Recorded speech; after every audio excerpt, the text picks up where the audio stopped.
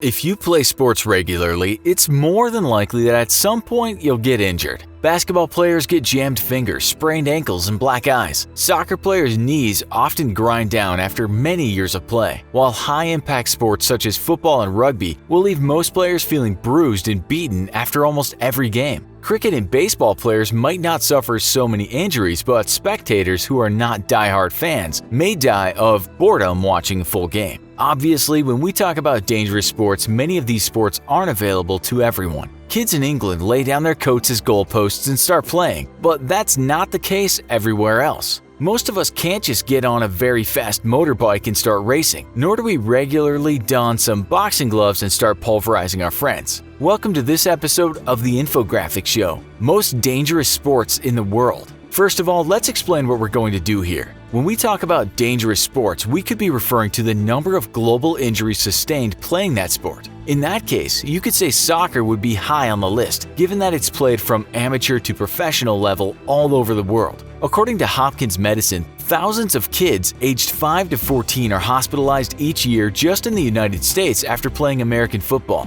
Understanding just how many people are injured worldwide playing sports professionally, at school, and in the street would be an impossible task. We can, however, look at the deaths related to sports, and that's what we'll do, with the worst sport being the last on the list. 10. Running. You're thinking, what is running doing on the list? Well, more people than you think die of heart attacks while running. We're not just talking about the world's best runners, but everyday folks who run for fun or take part as amateurs in long runs such as marathons. You can find statistics out there that will tell you your odds of dying while running are 1 in 97,455. But let's face it, no one scientific body is able to give an accurate global statistic on just how many people keel over while running. We do know, though, that it happens quite a lot. An article in Forbes published in 2014 explained how 3 runners died in 1 week, running in races in London, Raleigh, and North Carolina. Sudden death while running long-distance races is a rare phenomenon, but is appearing to be more common due to the sheer number of runners participating across a racing calendar that continues to expand, wrote Forbes. In many cases, sudden cardiac death happened to people who may have had an underlying condition, but never experienced any health problems. 9. Cycling.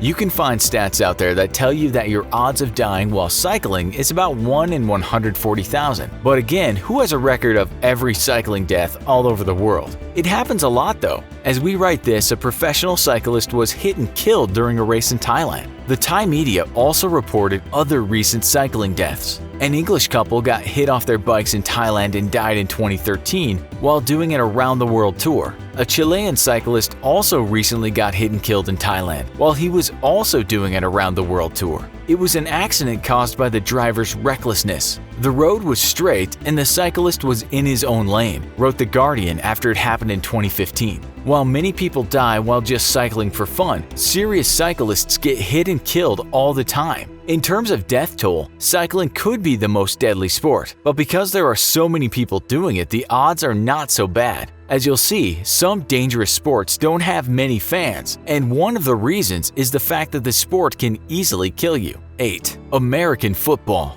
This sport is the most dangerous sport in the USA when we look at injuries, but it's how many blows to the head that really makes the sport dangerous. One statistic tells us that your odds of dying while playing this sport are 1 in 50,000, but we can't find the source of that number. Nonetheless, the American media has written numerous reports about people dying while playing football, often from traumatic brain injuries. The sport is needlessly and heedlessly killing athletes with overly intense workouts, said the story. From the year 2000 to 2016, 33 boys died playing college football, but only 6 of those deaths were related to trauma from collisions. The rest were due to intense exercise. So this sport gets on the list not only for the incredible number of injuries, but also for the fact that it kills players. 7. Scuba diving. Again, data for diving deaths is all over the place because it's very hard to know how many people die all over the planet. Some stats tell us that there are 16.4 deaths per 100,000 persons while scuba diving. Other data tells us different numbers. The website scubadiving.com tells us most deaths occur because of poor diver health, procedural errors such as rapid ascents, or buoyancy control problems, the state of the water people are diving into, and lastly, problems related to the equipment.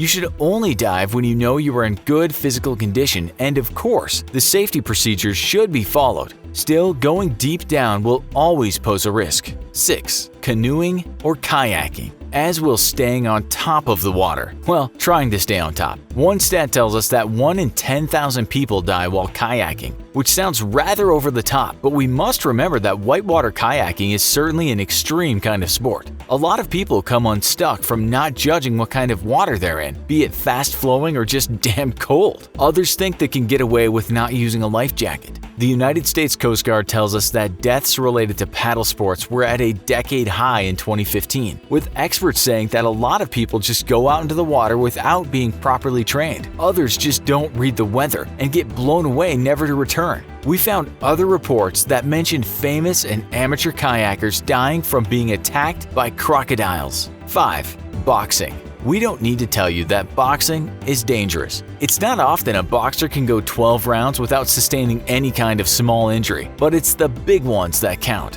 One major injury is brain trauma after being hit in the head too many times. Some boxers might die right there in the ring or die from their injuries sometime after.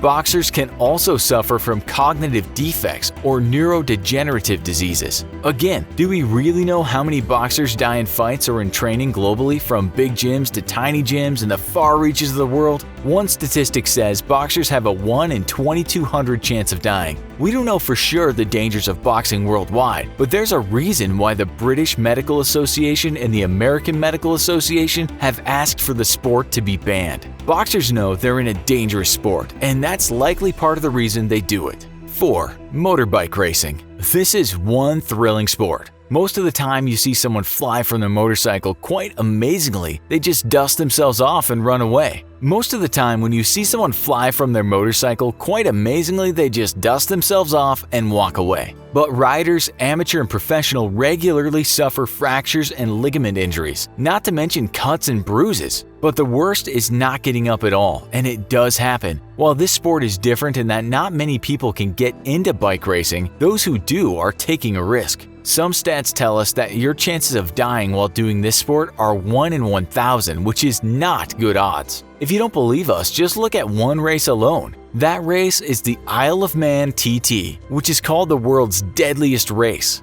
The Sun tells us that 270 people have died in this race since it started, with 2 competitors dying in 2018, 3 in 2017, and 5 in 2016. Boxers could argue that this is a more dangerous sport. 3. Grand Prix racing. Sticking to the topic of racing, we have Grand Prix racing. We're told the odds of dying doing this sport are an amazing 1 in 100, but we should remember that Grand Prix racing doesn't have that many serious competitors. Nonetheless, those who do take part risk life and limb every time they go out. There are far fewer deaths than the sport we just talked about, but as we said, there are far fewer competitors. The Brits have lost the most people in Grand Prix racing, followed by the Americans. 2. Base jumping. You probably have to be half crazy to take part in this sport, and we're told that if you do, you have about a 1 in 60 chance of dying. This statistic is backed up and is likely accurate given that there just aren't that many base jumpers out there. If you don't know what that is, it's just jumping from a great height, either with a parachute or a wingsuit, and trying to make your way back to terra firma. It's regarded as the most extreme of extreme sports.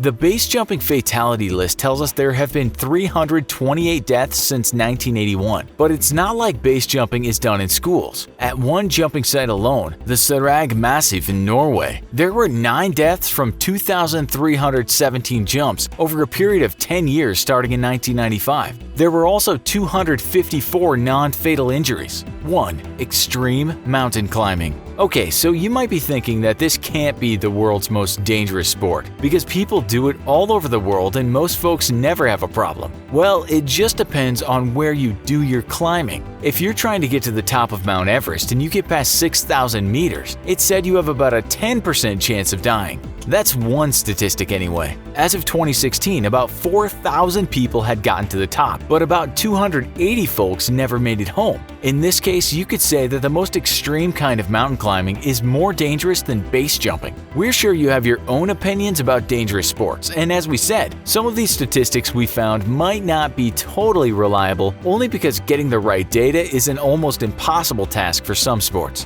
What sport do you think is particularly dangerous? Tell us what you think in the comments. Also, be sure to check out our other show, Worst Jobs That Will Literally Kill You. Thanks for watching, and as always, don't forget to like, share, and subscribe. See you next time.